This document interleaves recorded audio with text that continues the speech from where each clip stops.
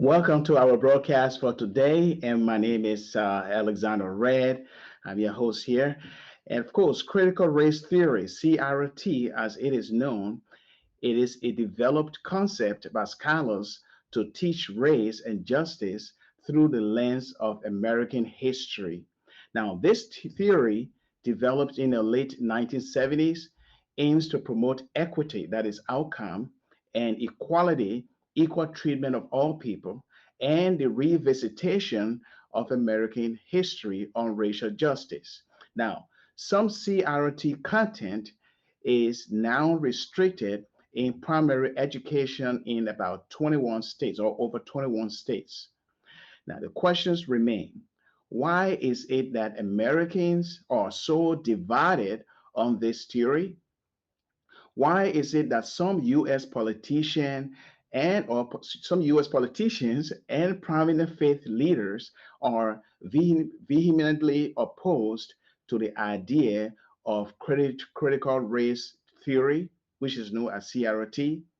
And that is a question, or those are the questions that we will be looking at today. And we'd like to say welcome to the Gracious Hopes live podcast. And this is a platform that teaches and discusses contemporary issues confronting the Christian life of faith in Christ. My name is Alexander Red, your host here. And of course, as always, the co host, Reverend Swat Dede, is here as well. Reverend Dede, welcome to the Thank you, program. brother. Welcome. It's a blessed day. This is the day the Lord has made us always, and we're going to rejoice and be glad in it because in every situation we should be grateful that we are still alive. So we are glad to come back today to discuss this critical issue, critical race theory. People have different interpretations. People have different perception of it. So we will try today to discuss it the best way we can.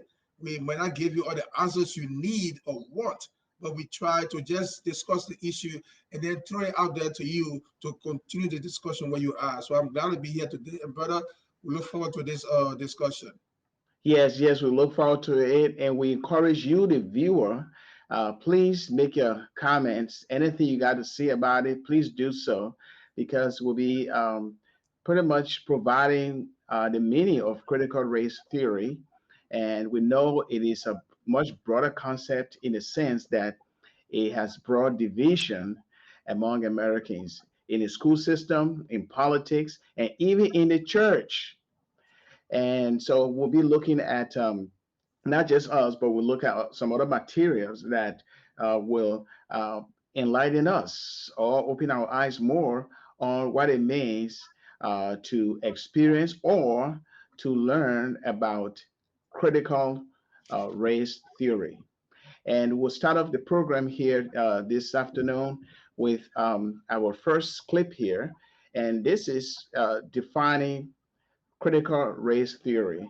And like I said, this has brought division among Americans, scholars who developed the concept and in the late 70s and later on, starting from the George Floyd's case, it escalated to a point where racism is thrown in the forefront. And so CRT, critical race theory, has become a catchword or words that people use for so many other things.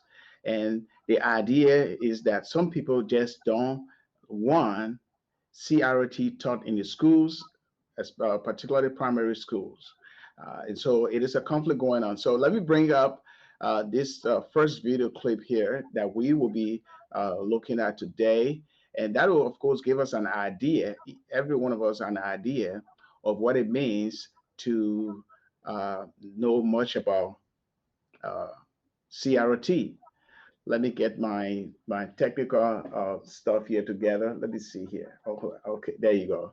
Okay, I think that's the wrong one here. Let's see. Well, we will be right back here quickly as I sort out something here for our first video clip. Let's see. It'll be just a moment here.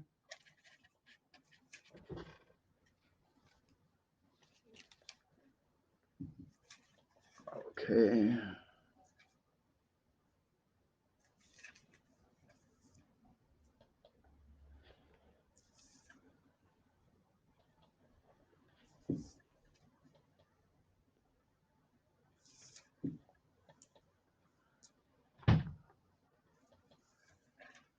Okay, so let us bring this clip here first and play uh, the definition of CRT. And this was is a production of PBL, Washington Post. Let's see here. Let's get Twitter here. Okay.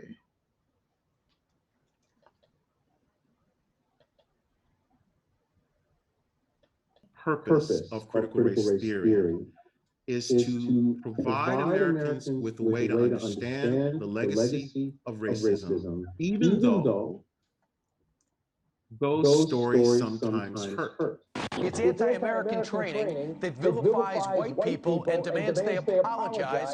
The best learning for students about social studies and about our democracy and our country is the learning where students can really grapple with the issues and really come to a deeper understanding of how our past informs our present. All of this revisionist, woke curriculum, you are not going to do this to our children. Teachers across the country are caught in the middle of the latest flashpoint in America's cultural war, critical race theory. So what exactly is it? And why is there a push to ban it in schools? Critical race theory is a body of ideas and a set of approaches to understanding history and the present of American society that looks at the ways in which racial unfairness have been woven into the fabric of our institutions. In other words, critical race theory, or CRT for short, is a legal academic framework centered on the idea that racism is systemic. It first started to coalesce in the 1970s, when Black, Hispanic, and Asian legal scholars were researching the persistence of inequality despite the landmark legal victories of the Civil Rights era. The legal scholars undertook a set of analyses and investigations that were aimed at trying to make sense of the puzzling persistence of racism in our legal system, in our political system, and our economy.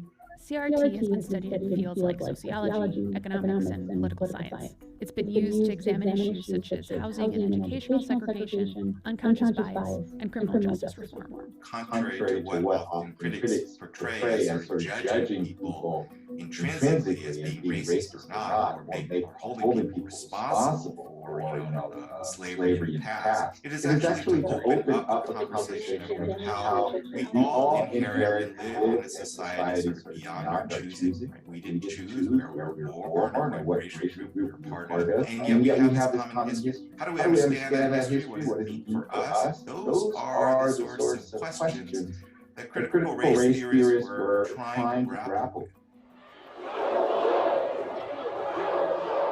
The racial reckoning spurred by the police killing of George Floyd brought the decades-old framework back into the spotlight, as some schools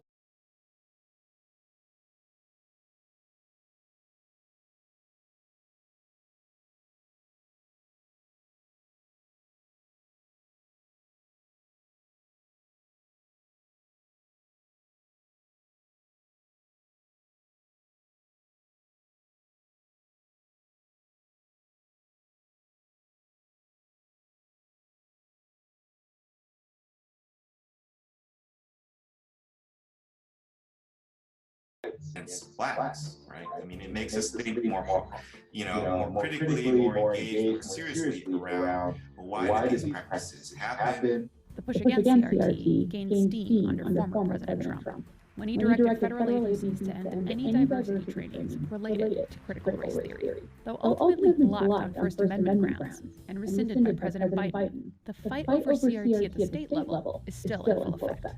The focus on CRT is a way to latch onto a concept that very few people sort of really understand, which sounds kind of scary perhaps to someone not trained what it means. And latch onto that as a kind of football in this sort of ongoing fight over the future of this country with regard to race. As of mid-June 2021, 21 states have introduced bills attempting to restrict the teaching of critical race theory and/or impose limits on how race is discussed inside the classroom, and those limits are often vague. And instructors, educators, especially at the K-12 level, will just not go there, will not run the risk of upsetting parents, or being misunderstood, or drawing the ire of lawmakers. In Texas, for instance, House Bill 3979 says teachers must explore current events from multiple positions without giving, quote, deference to any one perspective.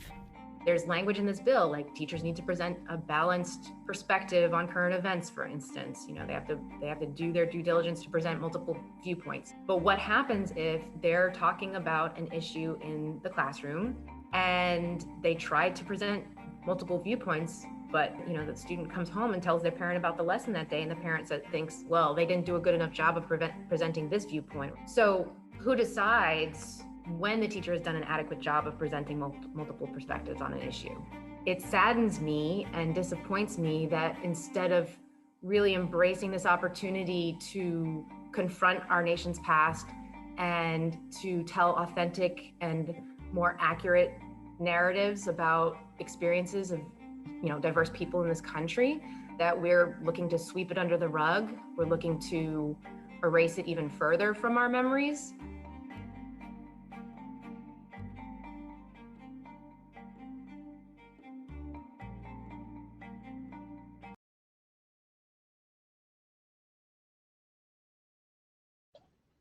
Okay, so we get the idea, at least when it comes to critical race theory. And so it is important that we play that clip so that we can get a proper understanding of critical race theory. Now, there are people who strongly oppose CRT for some of the reasons lined up in that video, as you can see, Reverend Dede. The screen is frozen, Reverend Dede. Can you hear me now? Can you hear me? Yes, I can hear you, but your screen is frozen. Go ahead. Okay, good. So yes, people oppose critical race for different reasons. But if you look at the purpose and intent of critical race issue is that intersection between law and, let's say, the U.S. law and race. So anybody who will oppose critical race issue, you are saying that those who are being affected by this issue of race should say nothing, should just be mute and quiet, and don't protest or express themselves in terms of how their rights are being downtrodden. So I think I have a difference with people who want to maybe disagree. You have your own view on that, but I think people on the other side, of people of color, should be able to express themselves to advocate for their rights as it comes to the law and the rule of law. And so if they are put down, especially the schools that will ban the issue of critical race or theory in class, is a cause of concern for me. So I don't know how you look at it, but I think that critical race issue should be given an opportunity for people to see and know their rights under the law as it relates to them as the racial issue, the skin of color, and the race issue. That's my position on that. It should be given opportunity for people to express themselves and not put them down, ban it in school because we don't want them to be heard. And that against their own constitutional rights as well. Exactly. But again, if we look at the theory itself, it has evolved over time since it was formulated in the late 70s by scholars with the intention of discussing America's history, racial justice, and some of the other issues that went on in the United States. However, it becomes a problem when the teaching or the content of that CRT labels every white people or all white people as racist. To me, I think that is wrong. Yeah, fair enough. That I share that view too. I'm looking at Revelation 7. We all are part of this big nation of people that God created. So that is one aspect of it. But that is an excuse because why there are people who deal with the issue of critical race issue that don't really categorize white people as racist. There are some good white people. I have white friends who are not racist. So if you are teaching it in a broad sense of understanding, giving perspective to people of color, that is necessary because people of color should know where they belong and their rights under the law. So if you say they should not be taught critical race issue, then are you telling me and viewers who agree with that? Are you saying to us that they should not advocate for the rights in society if the rights are being abused and downtrodden? That is my question. I want you to really reflect on.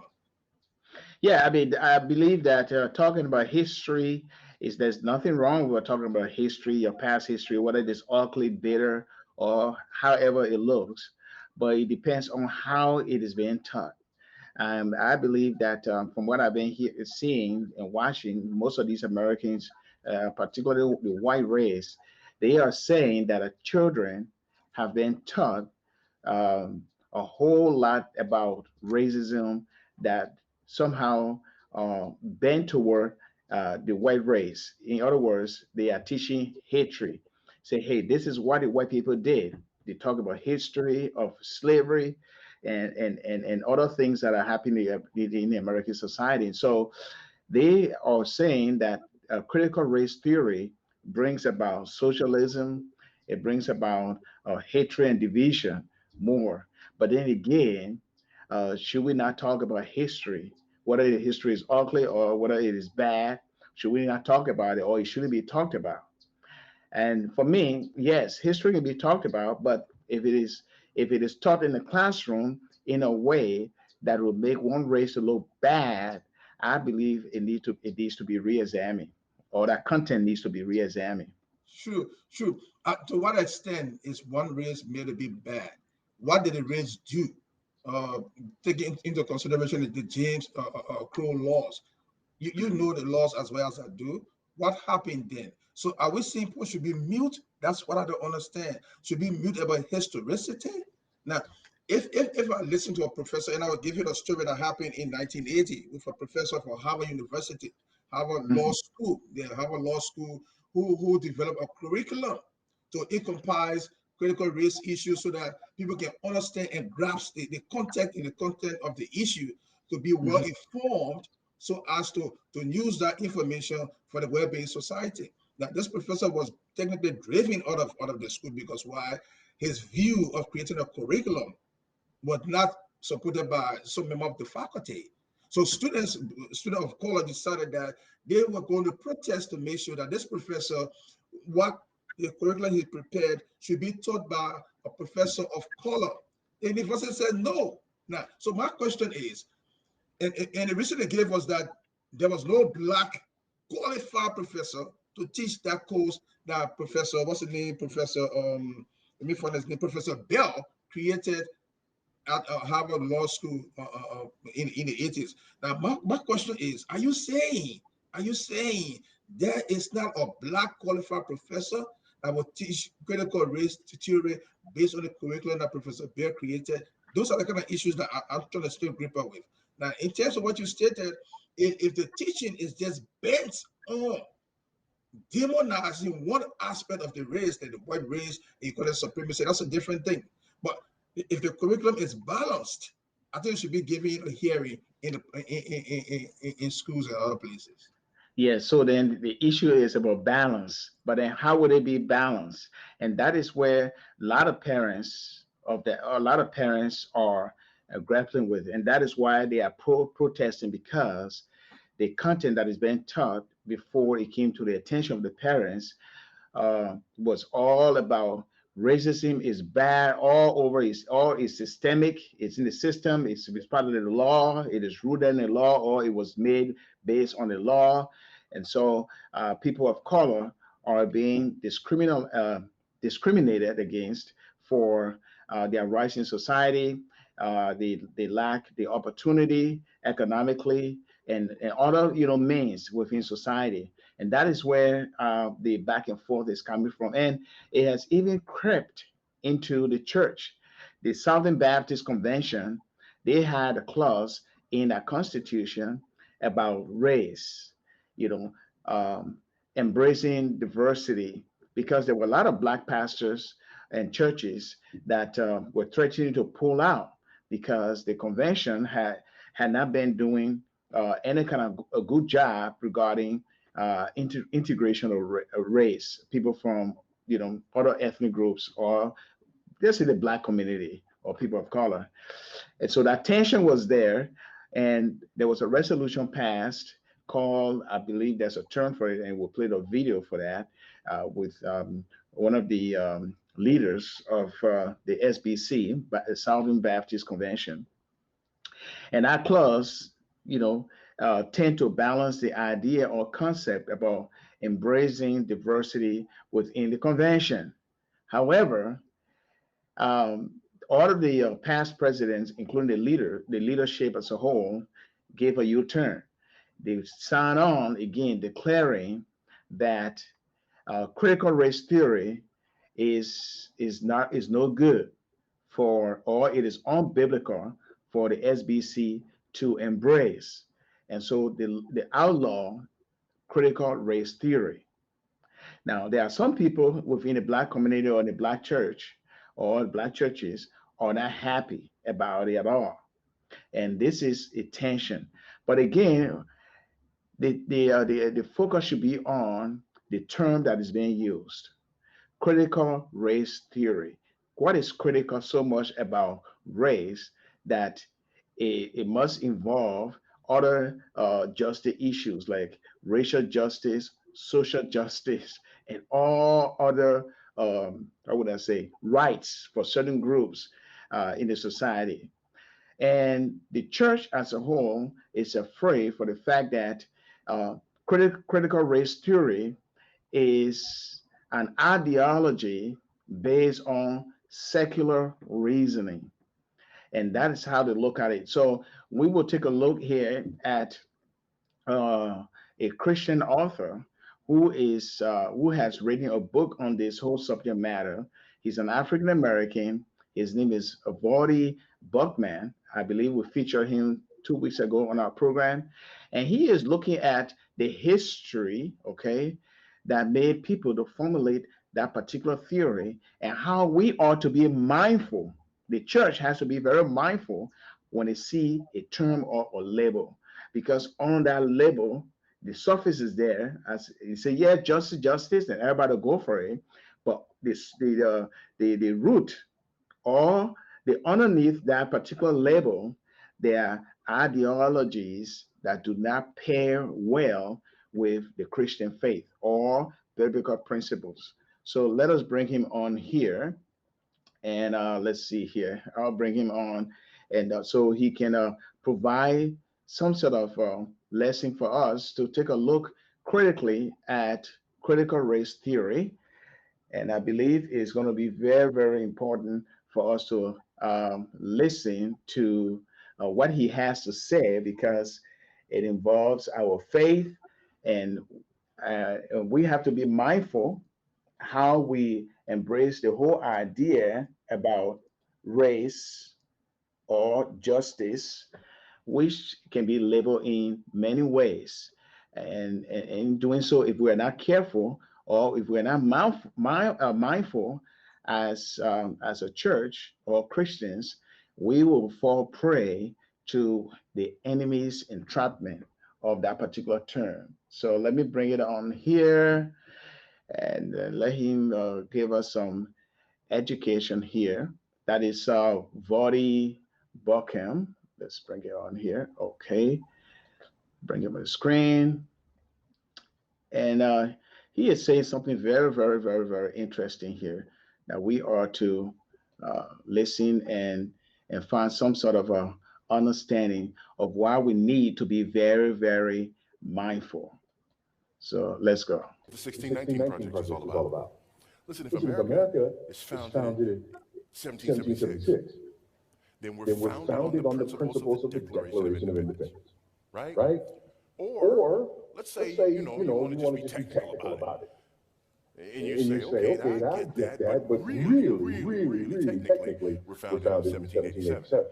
Because that's, Constitution, ratification, right? 1787. Cool, fine. Now it's the Constitution. So either 1776, Declaration of Independence, or 1787, Declaration of Independence, Constitution. Either way, right? Either way, we've got some documents that say to us, this is what America is. 1619 Project says, no. America's established 1619. Why?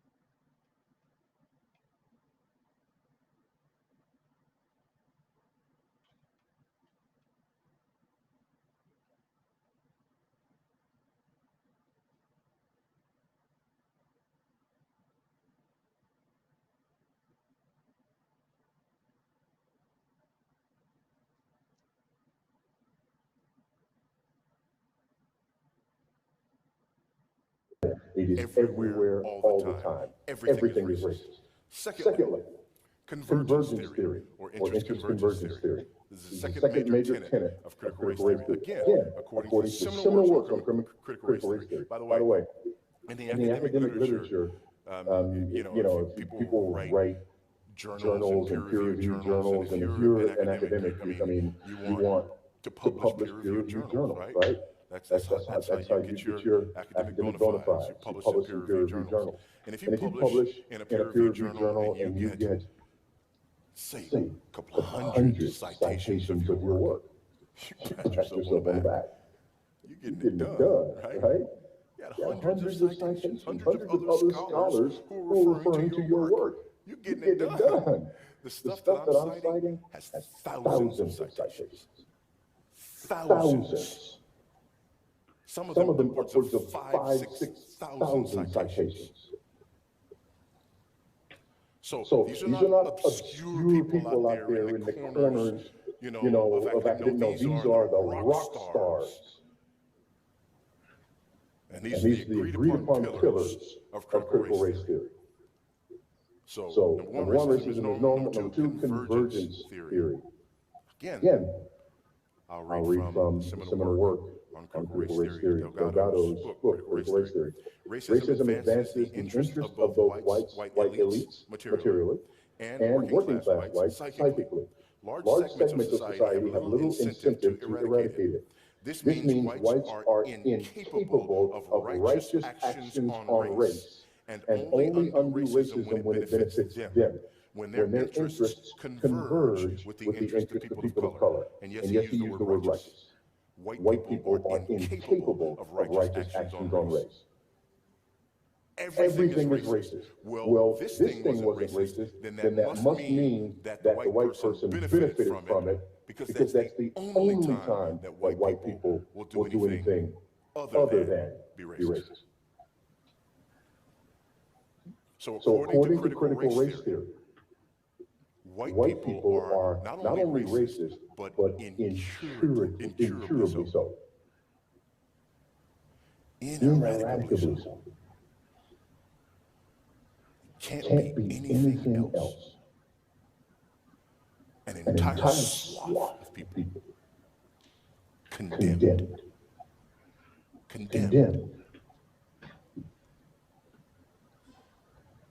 By their melanin count. Again, not me. This is critical race theory.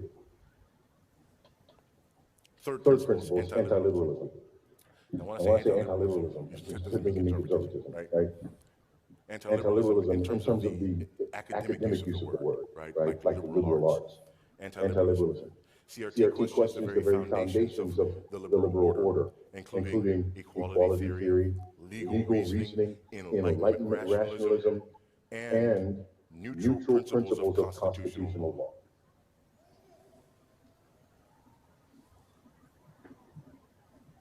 Anti-liberalism, which is rooted in the fourth one, which is the idea that knowledge is socially constructed. Knowledge is socially constructed. There is no objective knowledge, no objective truth. You see, in a culture, the hegemony is just a hegemony. We do not determine whether or not the hegemony is objectively true. We can't determine that because these people have constructed whatever the hegemony is. And it exists because it's been constructed by the oppressor for the purpose of oppression. And we certainly don't operate within its confines. So, Delgado writes, storytelling, narrative reading is the way black people forward knowledge versus the science and reason method of white people. Science and reasoning is white. The scientific method is white. There was a big stir last year when this flyer came out from the Smithsonian's Museum of African American History. And this was kind of an explanation of an expose of whiteness, and there were certain things on it, like here is this is whiteness, like scientific method, emphasis on being on time, emphasis on self-reliance, these sorts of things. The basic understanding of the nuclear family, which is why Black Lives Matter.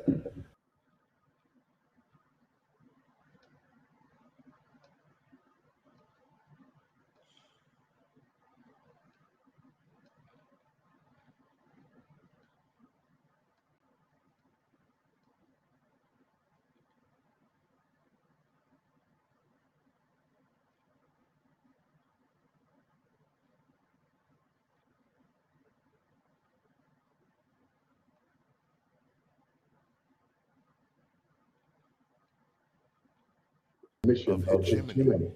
If you want to break this, you've got to break up families so that children are not raised in these institutions that pass on tradition so effectively.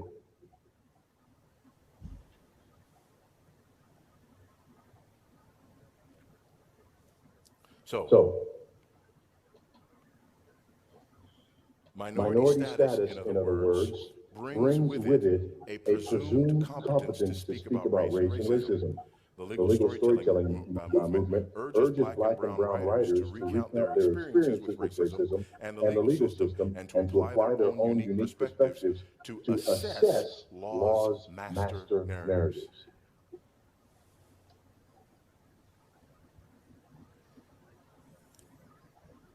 I coined the phrase ethnic Gnosticism to sort of explain what we're dealing with here. Terry also refers to it as the centrality of experiential knowledge, and says that CRT recognizes that the experiential knowledge of people of color is... Okay. So we got a lot from Vadi over there. So he is giving the history, how that whole concept began, and looking at the premise of this whole critical race theory. He talks about the 1619 project. That is when the Black slaves were brought on the shores of America. And he is saying that that particular project, 1690, defines America from that period of its foundation or formation. And so the whole idea from defining America from 1619 project makes the whole idea okay that America is all about racism. And so he said that is the premise that came through that CRT is laid upon. But if America is defined by its original Declaration of Independence with Constitution in the 1700s, then the whole issue of racism and other things that define CRT, it is not okay with those who believe that America was defined by the day or the year when Black slaves came to America. So there's a whole debate here, and he goes on to say a whole lot about the convergence theory, where they look at the white race to be incapable of righteous action on racism, which means they are incurable. They cannot cure or do anything about racism to create an equal society. And therefore, within that particular theory, there is nothing like objective truth. And when there's no objective truth in critical race theory, that is the foundation, then it goes against the principle of the Bible, which of course we believe in objective truth, absolute truth. And so it's just a matter of we have to be mindful of the term used here as Christians. What's your take? I don't go with everything he said because the critical race theory is based on the issue of rights, the issue of freedom, the issue of justice, the issue of social justice. You can leave the whole nine yards. So if it is just limited to what he stated, then we leave a whole lot. Let me go to a story that I read. I put it up the other day, and I think it's necessary that I read it so that people who don't know about this will begin to see that this critical race theory has its foundation in people wanting to make sure that they are heard. Now, you mentioned the Southern Baptist Convention. I'll pull up a story that was published in the call it the Intelligencer, and this is June 16, 2021. I'll read it verbatim so that I don't want to add a word to it. And it is titled "How Critical Race Theory Overran the Southern Baptist Convention." And the story begins. As they headed towards Nashville for the Southern Baptist Convention's annual meeting, the cars with black parrot flags stripped to their windows, complete with smacking skulls and crossbones, were a good indicator that some of the passengers were spoiling for a fight. The story continues. These Protestant smackbucklers were followers of a coalition called the Conservative Baptist Network, whose leaders have warned of a leftward draft in a denomination, listen to this, in a denomination known for its deep-rooted conservatism on issues both political and theological. The story continues. Before the meeting held this week at the Music City Center in downtown Nashville, CBN, which is the Conservative Baptist Network, supporters filled their social media profiles with Jolly Rogers emojis and memes, comparing themselves to gang of marauding buccaneers. Gangs of marauding buccaneers. Their rallying cry heading into the gathering made their intentions clear. Take the ship.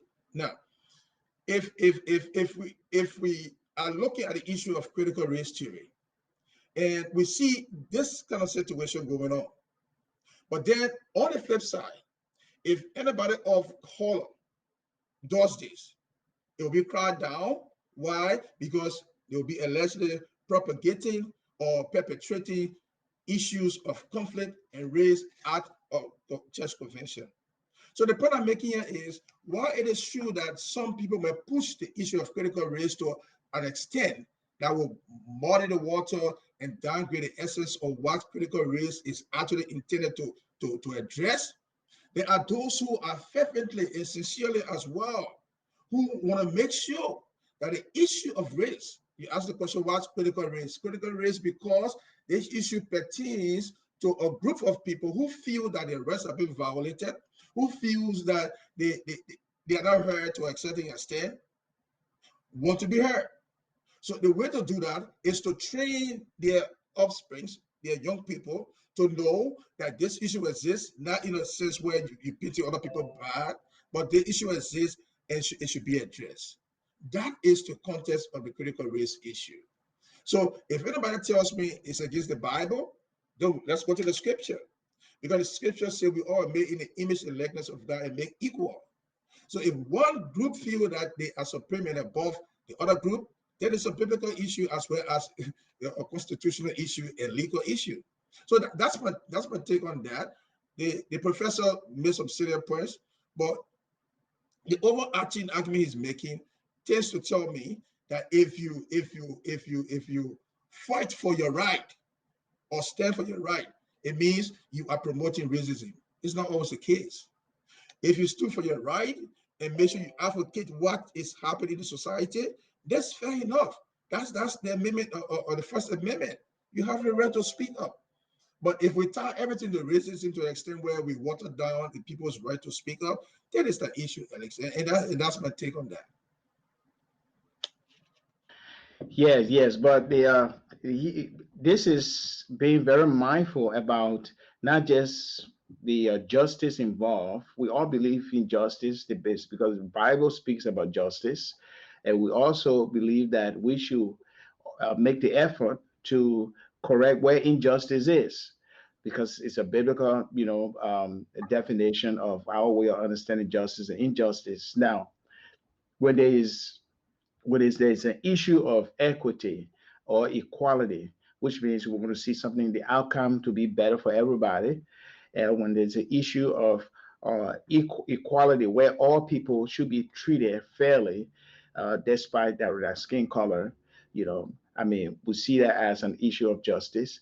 But again, being mindful about the term when it comes to social justice, like Backham gave an illustration in one of the videos that we played a few weeks ago.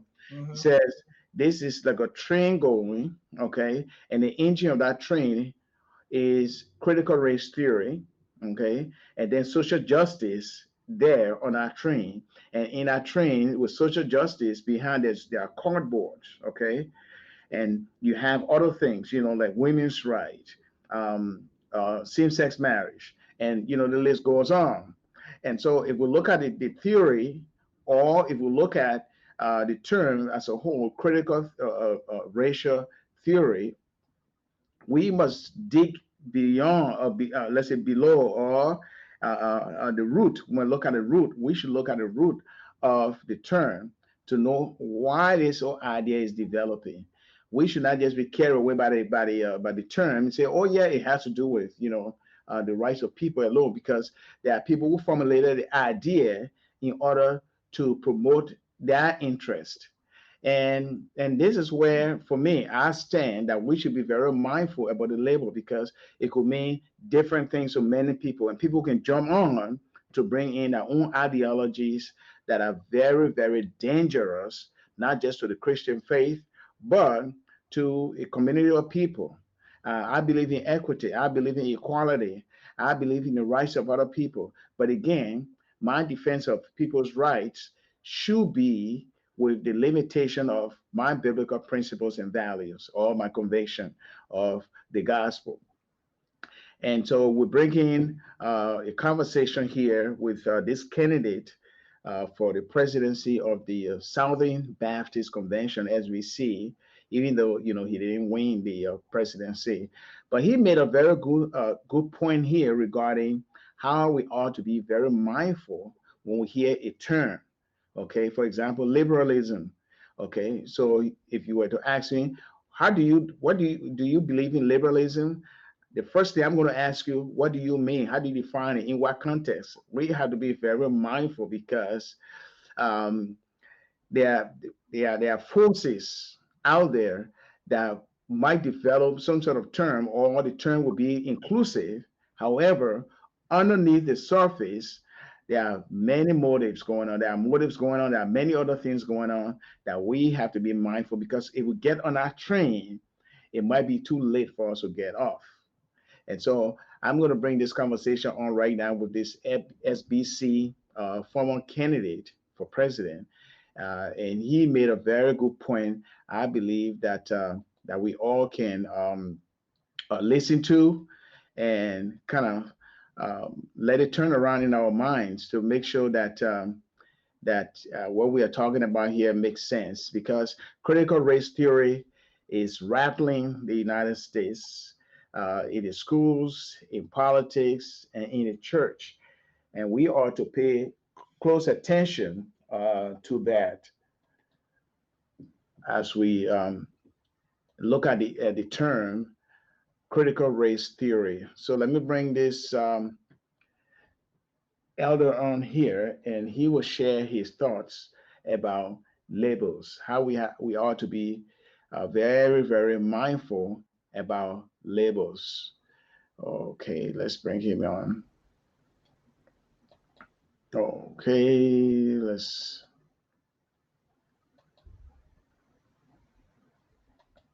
okay, there you go. Okay, let's bring him on. Well, I have taught my congregation here. I'm about to celebrate my 25th anniversary on staff here, most of that as the senior pastor. And I regularly teach them that anytime you have a cultural or theological war that's going on, a battle that's going on, The first battle in that long-term war is a battle for the dictionary. It's a battle for the definition of terms. So let me address this generally, and we'll come back specifically to your question. Generally, what happens in those first rounds of the redefinition of terms is it allows people to waffle. It allows them to embrace compromise even if they don't realize that they have. Because when you've relabeled, retitled, and re-identified everything, redefined it, you can embrace a label while denying or not holding to all of the tenets of belief that that label used to represent. Right. Simultaneously, you can embrace all the tenets of a certain belief system while denying the label. This is how, for example, you can have a leader in the Southern Baptist Convention declare that a white brother say, "I am a racist, and I'll be a racist, struggle with white supremacy till I die and receive my glorified body." But go on record that he rejects critical race theory and intersectionality. It's because of a redefinition of terms. I think that's subtle. It doesn't have to be intentional or even conscious, but it's real just the same. Right. So in the very same way, you have words like conservative, moderate, liberal. Those are as relative terms as contemporary versus traditional music in our churches. I was asked recently, are you a fundamentalist? I said, well, I can't answer that question because I don't know how you define that term. So the definition of terms is very, very important, is the general response to that question. But I was asked in an interview, basically, do you think that there is liberalism in the Southern Baptist Convention? Is there a leftward drift? Not if you define liberalism just in terms of orthodoxy or the fundamentals of the faith. I do not personally know of any leader or pastor currently involved in the Southern Baptist Convention that would deny the virgin birth, the substitutionary atonement of Christ. There are arguments about the extent of it and subtle nuances of that, but I don't know a leader in the Southern Baptist Convention that would deny the bodily resurrection of Jesus Christ, the inerrancy of the Word of God. And we should be thankful for that, but at the same time, liberalism or moves to the left can happen in more subtle and I think more scheming ways. For example, when you have the leader of one of our entities who says, I wouldn't go to a homosexual wedding, but I would go to the reception or the shower. That is some type of celebration before or after the actual so-called nuptials. That is celebrating that which God calls an abomination. That is a departure from where Southern Baptists have stood, at least for the last 30, 35 years since the conservative resurgence. I don't think that's a shift or a drift to the right. I think it's a shift to the left. And when you have leaders who allow these things to be perpetuated and taught, I definitely think that there's a drifting away from a practice of relying on the sufficiency and the authority of God's Word. Mike, when I think back many years ago, when I left Catholicism, I came into the Southern Baptist Convention, and it seemed like if you were to use describe the Southern Baptist Convention to anyone that was not in it, they would say, oh, those are the guys that are going to try to make sure that they get you converted, that they want to make sure that they get you born again. So they're going to evangelize you, proselytize you. It seems like that's kind of become something that's not been always at the forefront with the Southern Baptist Convention. It seems like the internal squabbles and the squabbles over social justice, and as well even a leftward political bent in terms of trying to make sure that we redefine those folks within, I would say, what is about 14 million members of the Southern Baptist Convention. Officially. Yeah, officially. So we look at that, we're looking at an entity that's the size of a small country, or a medium-sized country, I should say. And it seems as if there is an intent to introduce something that is disguised to some extent as a theological move, but is really a political move.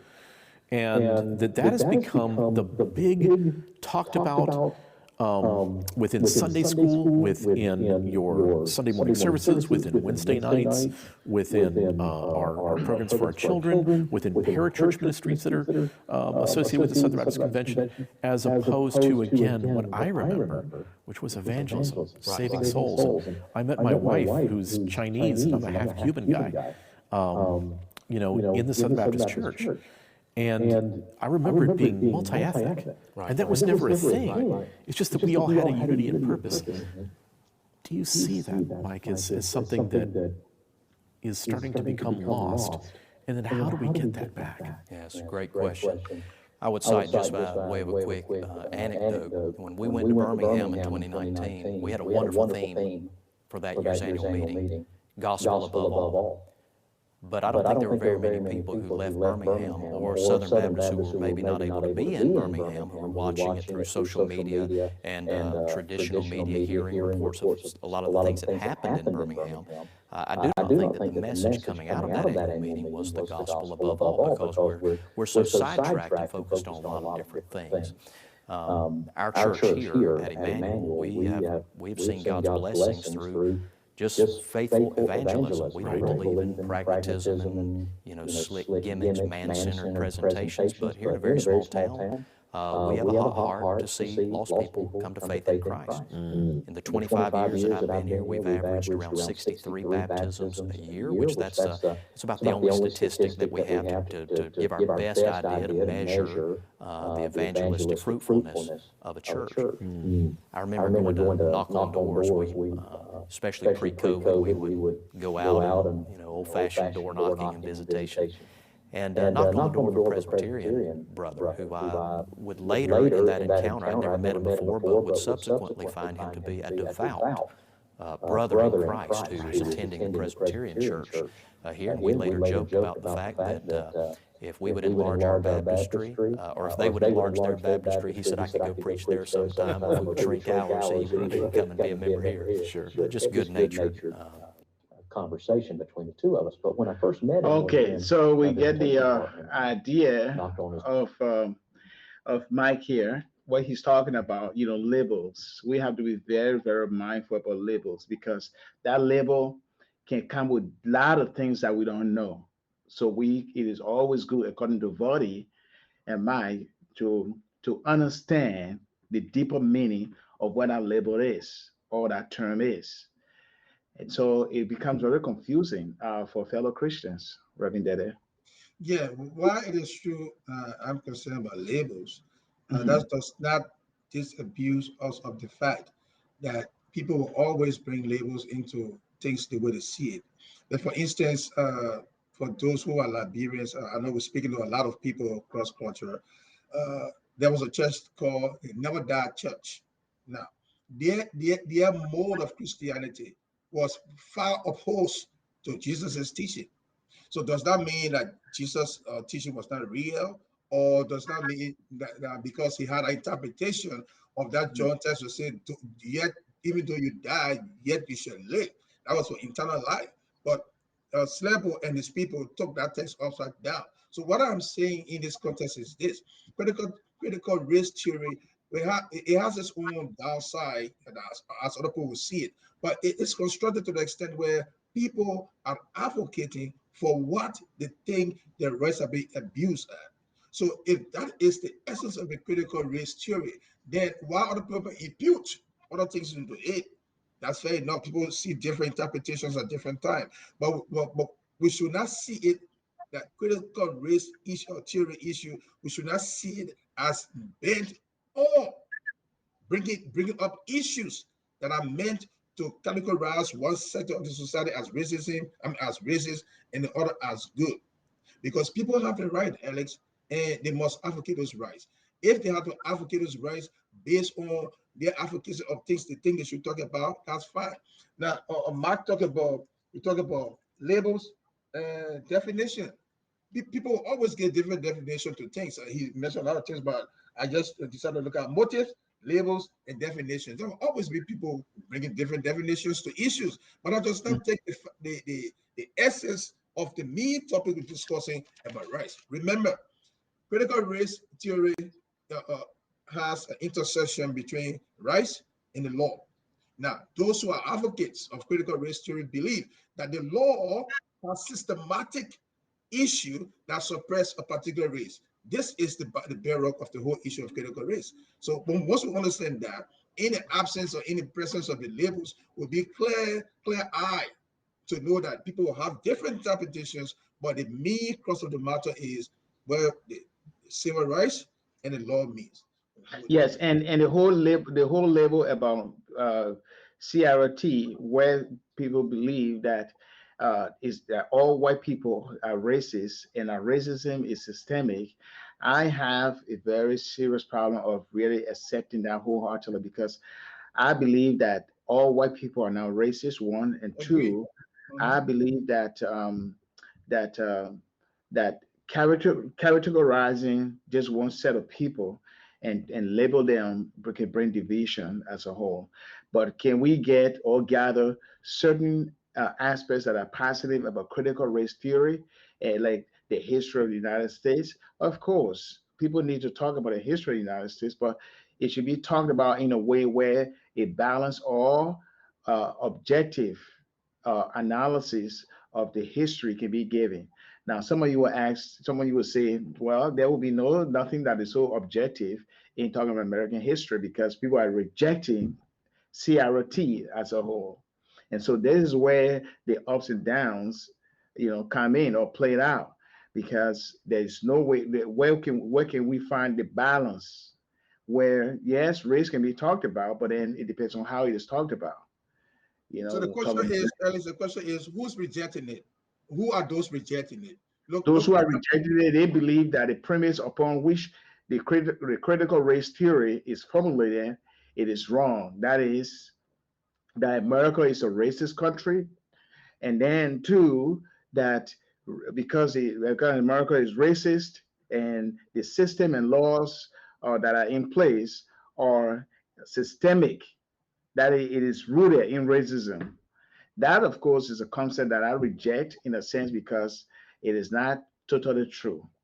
Yeah, that's the question I asked was, who is rejecting it? Who is rejecting it? Those are parents who send their children to school. As we saw in the clip here, they were protesting. Their parents, there are other scholars, and even the church. In the church, mostly the Baptist Southern Convention, they reject that whole CRT from their constitution. I mean, the last convention, they declare that it will be outlaw because it's like looking at one race and blaming one race. That's how they look at it. And then under that, there are other groups that are advocating to bringing social justice issues that are unbiblical and some other things that are unbiblical. Yeah. What again? Why it is true that people will bring and introduce their own view and their own interpretation on the critical race issue, that does not take for the critical race issue the fact that something is amiss that the critical race issue wants to address. So addressing it, people always pushed into a level that will go beyond what the intended purpose is. But when I hear people regularly reject critical race theory, then I ask myself, so are you seeing the critical race theory has no message? It has no purpose? It has no meaning? Is that why you just rejecting it outrightly? Or you want to be specific on the issues that you have issue with? Then I'll listen to that. But to just say it's totally categorically wrong, I don't stay with that, and I totally disagree with that myself. Okay, well, that's how we end our program for today. Thank you so much for watching this program. It's a platform that we discuss issues that affect or confront the Christian life of faith. And of course, today is about critical race theory. I know some of you have heard about this theory, but it is a theory or concept that has brought division among Americans and even the church, particularly in the church and in politics. Give us your view and let us know what you think, and we will appreciate all of your comments. I know some people a guy commented on YouTube and wrote a whole long history about history and some other analysis on our channel, stating that yes, CRT is totally wrong. And so, but anyway, that's the opinion that we expect from people who see it that way and the way they define the term. Thank you so much. Well, let's say thank you. We'll be back here next Saturday. My name is Alexander Red, your host, and of course, Reverend Suarez Dede, co-host here. And we'll be back next Saturday, next weekend. Thank you so much for joining. Have a blessed day. Be blessed.